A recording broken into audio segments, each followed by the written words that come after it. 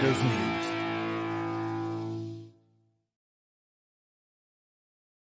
Good evening again, Broncos country, and welcome to another edition of Bourbon Broncos No BS a la carte going on through the offseason here. My name's 𝐁𝐫𝒆𝒄𝒌𝒆💄 I got Scott the Flagman to join me tonight. Scott, how you doing, buddy? Buddy, how can I not be doing well? I've got my buddy Beasley right behind me.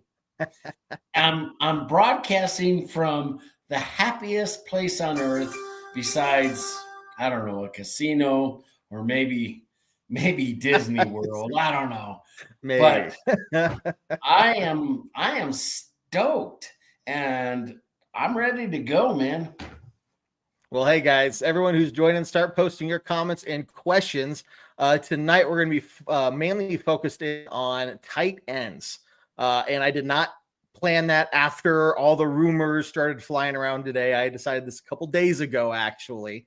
It just so happens that today we got some news, well, rumors. I'm not going to call it news. We got rumors out there regarding a potential player for the Broncos to add to their tight end room.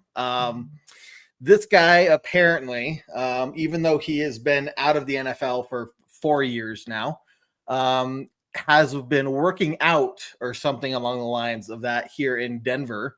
And that player is none other than Rob Gronkowski, who the rumors are right now would make an excellent tight end for Denver. And Scott, I just don't really believe that's true. But what is your take on today's offseason rumor? I don't know. You know what? I saw it as I was here working. I saw it, and the first thing I wrote down was Gronk. Is that real? Right. Is that real? Is that real? You know, because I wanted to do a little research, and because I don't like to come off as not knowing what I'm doing, and that's the first thing I wrote down. I'm like, what the hell? And I thought Kevin knew this was coming because you told me, yesterday, hey, you up for it? And I was like, see, sure, I can do it. No problem. So that's what I started doing, digging in a little bit. And then I saw that and I'm thinking, what the heck? Kevin had some inside info, man. I wish I had inside info. That would have made things a whole lot more interesting there. How bad could he be, though? Right. Well, and that's the thing. Like, I think David in our group chat, I was telling you this before the show, his comment was, would adding Rob Gronkowski to the Broncos tight end room make it worse than it currently is? And the answer really is no. There's no real upside to it, but it wouldn't make it worse, And that's where I kind of want to ask you, like, after seeing what we did this year, there are so many times where we just wouldn't hear or see anything from the tight ends. And then it's like a game would happen and we'd see all this activity from the tight ends and then they kind of go dormant again. Right. What is your current stance on the players we currently have in there right now? All right. Well, that was always a head scratcher for me because it just seems like every other team, maybe not every other team, but the really good teams know how to use and get their tight ends involved. Yep. And I don't know. It just didn't seem, because I saw flashes. Sure. But we could never stack those games on top of each other. Nope. And it's frustrating because you wonder, is it the system or is it the players? Is it a combination? Right. I don't know. Getting rid of 𝐁𝐫𝐶 was why we kept him that long anyway. Right. Obviously this guy was not in tune to doing this. And we've made so many swings and misses. And, Albert O was supposed to be the guy. And sure was. Unless he was playing in a preseason game, the guy was non-existent. Yep. And exactly. I don't know. I miss the days I miss the days of the Shannon Sharps. And I told you, I went home from work and I put on my Riley Odoms because that's the kind of player we want. We want that player that is making that crucial catch when you need it the most, because that's when those tight ends come to play. Sure. And unfortunately, there's not a lot out there on the free agents. I mean, there's a couple that make me say maybe, but I don't want to overpay for somebody that's obviously not important enough for their team to keep them. Right. Exactly. 𝐁𝐫𝐶𝐭 from Cincinnati. I mean, he had a good year, but they're going to let him walk.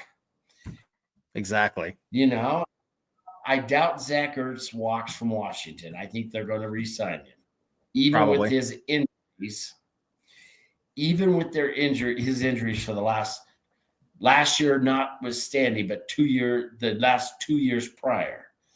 But, I mean, Zach Ertz is a name that makes me kind of say, I'm guessing you're going to see Juwan Johnson, just simply for the fact that the guy played for New Orleans.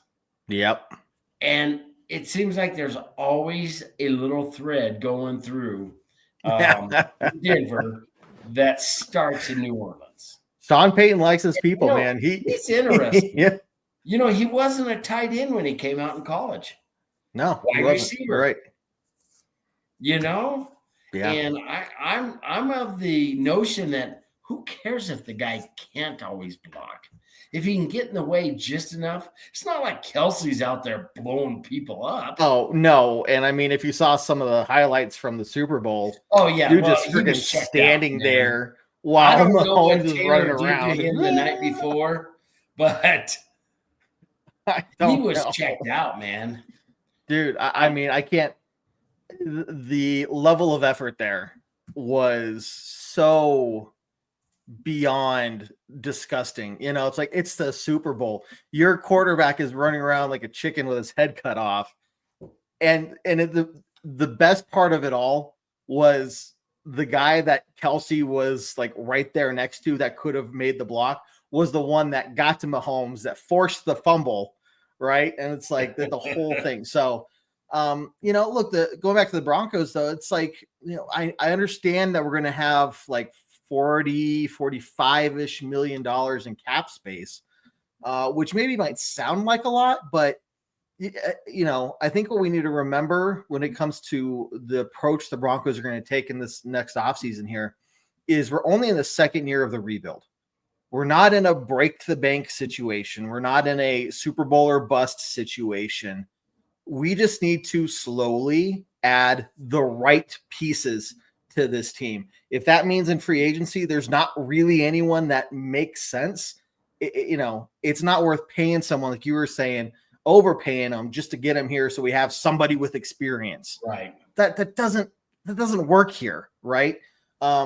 So it's like I don't see anything really in the draft. Maybe Taysom Hill, but is that going to be the end all be all answer? Right. Yeah. I think it'd be more, we're looking at the draft. And so the question for you then is, knowing how big of a running back position is for the Broncos is right now in terms of their needs, would you put tight end right there with it, or is it in definite second place? Well, I like it's been so long since we've had a tight end.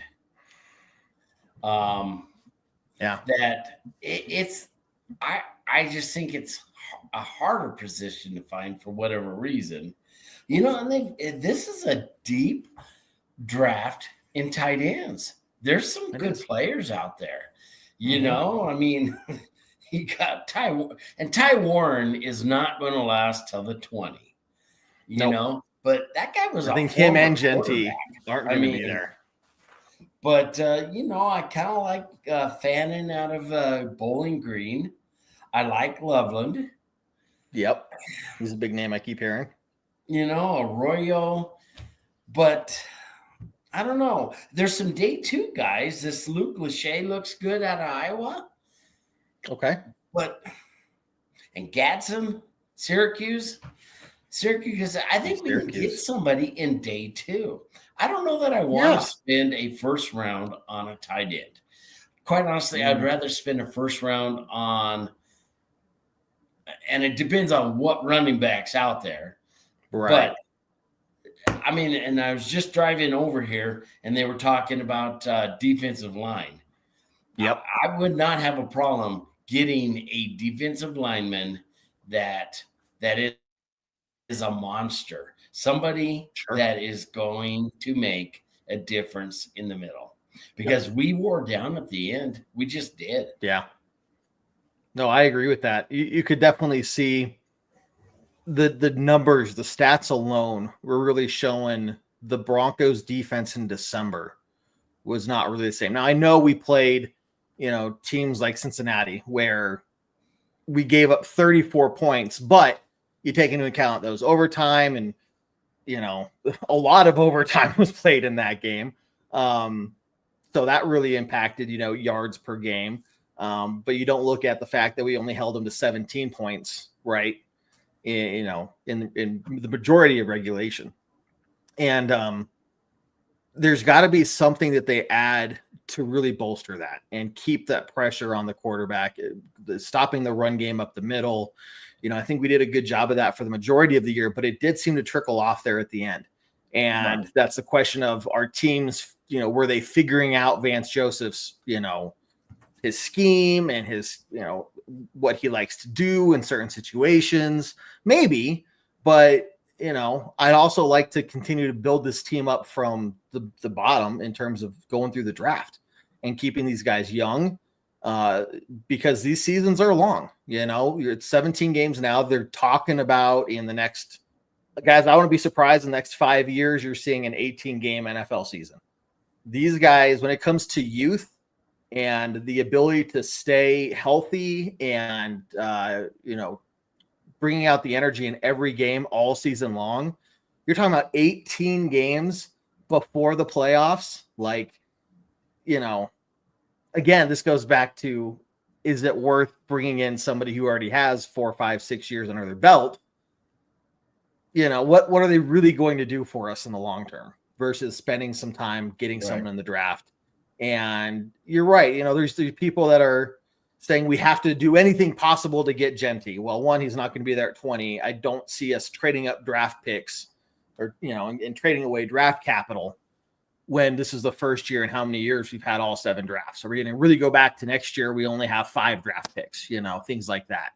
So look, the fact of the matter though is, the tight ends, I'm looking at the stats here. Nate Atkins was, had the most touchdowns with 3 touchdowns for Nate Atkins. Lucas Kroll had 0, and Troutman only had 2. He's interesting. What happened to Kroll? That was the guy I thought was maybe going to be, I don't know, like a Thomas. Yeah. But again, he's another one that just hasn't played the position a lot. He's pretty raw, but that's, he still intrigues me. Sure. I'm intrigued by him, but I was also disappointed that he just kind of just leveled off this year. I mean, I don't even know if I could say leveled off. He really didn't take off to begin with. Yeah, that's true. And just like some of that point is like, how are they planning on using tight ends? Was it a scheme mismatch? They don't have what, they don't have the ability to do what Sean Payton likes his tight ends to do. Because I know, again, preseason's preseason. It's a totally different beast altogether. But, you saw, I think, some really shining spots from him, and it definitely made a lot of people's heads turn and say, who's this guy? We want to pay attention to him a whole lot more. Regular season comes about, and it's like we didn't hear anything from the tight ends for weeks. After the first game. Yeah. It was like, yeah. Yeah, you're right. I do remember first game. It's like, okay, here we go. We lost. Yeah, I think he wasn't active. Yep. So, dude, we got one from Roy here. First off, Paula, hey, how you doing? Walter Nolan. What do you know? What do you know about Walter Nolan? Nolan. Yeah, I am going to look him up too. I don't know. I don't know that I've seen a lot on him. I mean, I wrote down about 8 of them. Okay. So I guess he's a defensive tackle. So Roy here's talking about, so some defensive tackle stuff here. This is the part of the year where I'm just kind of starting to sink my teeth into the draft. Right. We wait to see, some of the things that happen at the combine. But to be honest, I haven't heard much of anything about him, but it could be, again, what do the Broncos do when you're sitting there at the draft at number 20 and both your top running back and tight end are off the board already? Well, then would you go down the line? You go down the list and I guess see who's the next best available player for what you need. I would not be disappointed if we got somebody like a Walter Nolan, defensive tackle, guy that can really, help plug up the middle, stop the run game, get the pressure on the quarterback. I think that'd be a big win for the Broncos. I think you're going to hear a lot of people, though, kind of like last year after we got Bo Nix, and they kind of went through the whole draft, and people were screaming, "But they didn't get a tight end. We still need a tight end." Right? It's like we're not going to fix all the problems in one offseason, guys. Right. But I think if you wait, even if it's a deep tight end class this year, if you don't get someone in the first or second round, tight end wise, you're going to have a lot of people upset, man. Well, and I think that's the key to it, that, there is some depth to this. And you look at the top tight ends in the league, most of them are not first round, most of them are not first round draft picks. They range from second all the way up to the end of the draft. Most of these guys did not come through the first round. Yeah. And you look at the guy out of Atlanta, had a great year, but what's he done since? Right. Exactly. He was going to be the next great thing. Yeah. Completely agreed. So, tight end tends to be it's such a hard position because you got to know so much stuff. You got to know offensive line schemes and blocking schemes, but you also got to know the wide receiver aspect of it. And then, if you're Atkins, you also better know what the fullback's supposed to be doing. Exactly right. So it is tough. And I guess that's why Warren kind of really intrigues me, just because it was a former quarterback. And, I think obviously he's got some smarts to it. Right. But, I don't know. There's just the guys I looked at. It's a pretty deep class. Sure. And, maybe you don't go for that tight end position till the second, maybe even the third round. Yeah. Running back is very, very similar. I mean, outside of a couple guys in the first that might go in the first round, is really the only one. Yeah. There's some real depth later on in the draft. Right. And, this team still has a lot of needs. I know we had a decent year this year. Sure. And I really like the fact that we did play a lot of our rookies and first-year players, and we hadn't done that forever. I mean, we just kind of put them on a shelf and never really gave them the chance to prove themselves. So it was exciting to see the new guys go out there. And,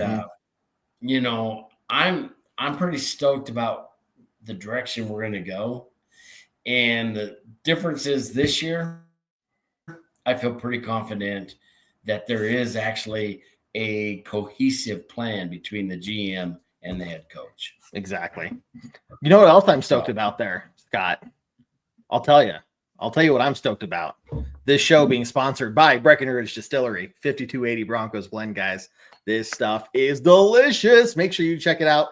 Both the blue bottle, the orange bottle, made with different Broncos players, extra Broncos players, so they could help, evolve and develop the taste of their brand of whiskey here. So this year's blend, or this year's stuff was 5280. They'll come out with other Broncos whiskey next year. We're waiting to see what that's going to be all about. But if you don't like the whiskey, remember, guys, they also got their Broncos Blizzard vodka, as well as if you're more of a vodka person, they got that for you guys as well. So make sure if you're in Colorado, you go down to a liquor store and pick up some Broncos bourbon or Broncos whiskey, Broncos vodka, whatever, and help you get through the off season for sure. Yes. So big shout out to Breckenridge Distillery there. The nice thing is you're drinking that to celebrate. Yes. What far the team has come, as opposed to commiserate where the team is. So there's something different to this. Yeah. Whiskey tastes better when you're using it to celebrate versus drown your tears for another bad Broncos season. For sure. Oh my gosh. Hey, Sean, I'm just gonna bring this up one more time for the people who didn't catch us here at the beginning of the show. No knock on you or anything, man. Bottom line, it's clickbait. It's off-season rumor clickbait. It doesn't make any sense to bring Gronk in.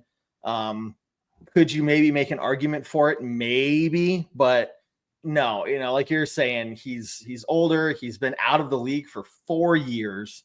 Yeah, he might say something like, I really like what Bo Nix is doing, but you can't just plug in a guy, a guy that's, been off the, market essentially for 4 years and expect him to go out there and compete. So guys, just be careful of all the offseason Broncos clickbait. You see Bo Nix is getting traded. You're like, just stop, guys. Okay. You're not going to see that kind of stuff from us. So just keep in mind the Broncos, I think you mentioned it, between the head coach, the GM, the ownership, they're all lock in step. They're all driving to the same point. And this is the first time in how many years that we've had the same ownership, GM, head coach, quarterback, all coming back for a second year together. I think 2013 or something like that was last time we had the same coach and quarterback. But then you factor in GM and ownership with all this ownership mess that we've had as well. It's been crazy. So we have people that are driving the ship and have a very solid game plan, right? They're not going to go out there and bust the bank just to sign 20 free agents. Not that we even have money for 20 free agents, but they're going to go out there and build this team really well. And it's going to take time. But Scott, also to your point of, we saw them use these young players, these rookies, so much this year. Even down the stretch at the end of the season, we're fighting to get into the playoffs, and we're still seeing the rookies out there. You know what I mean? But yeah, so it's crazy to see what these guys are able to do. What other before we do closing thoughts, man, what other kind of just thoughts do you have on the tight end position, or maybe wrap it up or something like that? Well, I guess the thing that I would say is I think that we need to get out of the habit of saying that we need this all-around guy. And I don't think you need that. I think you need somebody that can get in the way of somebody on a run play, but you need that threat to get out there and catch the ball. And I think sometimes, I don't know, it seems like we say, well, all that guy can do is catch the ball and go out and run routes. And that's a problem. That's the problem? He's a mismatch with whoever he's out there with.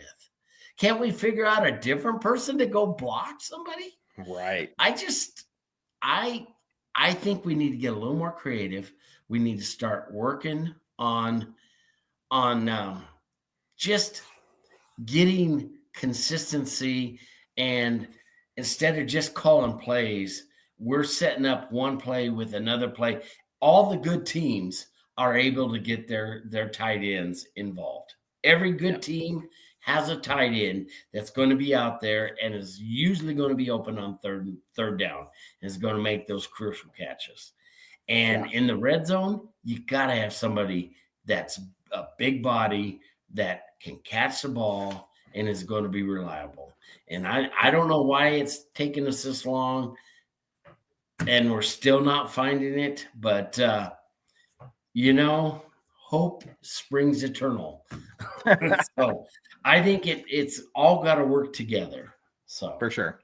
Well, I mean, the positive, way to think about this is, how many years have the Broncos been around? And that's how long it took them to find a quarterback through the draft, right?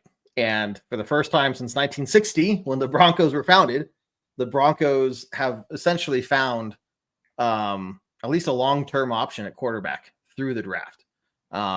This is the guy that he goes out there, Bo Nix goes out there and puts together another really strong year. I don't think there's any doubt in my mind that they're just going to have him be a Bronco for life, So they can do that with quarterback. Maybe now we can get that monkey off our shoulder of being able to do that with tight end, And so it's just going to take time. It's going to take patience. We're going to have to wait to see how these guys develop, right? So guys, it's going to be, it's going to be a ride, but buckle up and try to enjoy as much as you possibly can. Michael right here. Shannon Sharpe is a Hall of Fame player. Be great to have another one like him. I don't know if we're ever going to have anyone remotely close to Shannon Sharpe and just who he is, but in terms of his playing ability, that would be fantastic for sure. Also, guys, before some closing thoughts here, remember we're live every Tuesday night for a short a la carte episode breaking down different position groups, different players, coaches, whatever's going on. We got the NFL Combine coming up really soon. We'll probably cover that next week. And just as a little tidbit, if you guys didn't know this, I just learned it. The NFL Combine is a completely separate entity outside of the NFL. And so if you've ever wondered, why is it always in Indianapolis? Well, that's why. And we'll talk about a lot more of that stuff next week and talk about who the Broncos are looking at, who they're interviewing, some of the standout players, and see where they fit into possibly the Broncos' future scheme. So make sure you join us every Tuesday night at 7 p.m. Mountain Time. Making sure you follow, subscribe to all of our different pages so you can see our content we post throughout the week and get through this off season together. Believe it or not, guys, free agency will be here very quickly. And shortly after that will be the draft.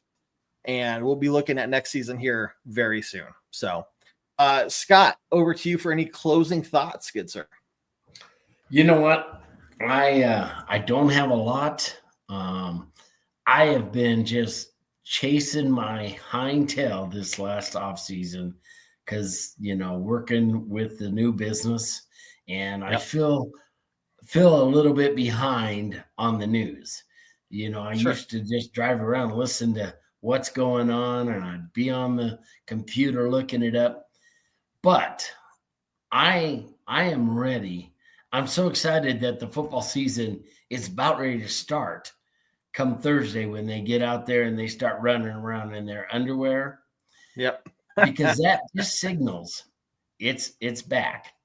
It's back. I'm pretty stoked by that fact. So for sure. I don't know. I haven't started having dreams about Broncos yet, but I'm sure it's coming. It's coming soon, man. It's coming soon. Well, hey guys, thanks for tuning in. Appreciate you guys always coming back, seeing the same names every single time. Remember, guys, this is our 10th season of doing this show.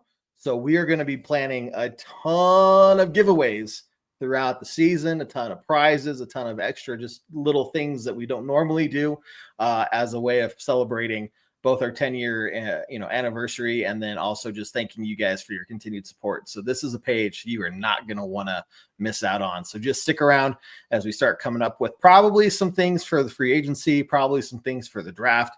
We'll start pushing some things out here before too long. So watch out for that. Scott, as always, man, the flag man, you're awesome. Thank you for joining me and everyone else out there as well. I have nothing left to say tonight other than end the show, as we always do, on a very strong Go Broncos.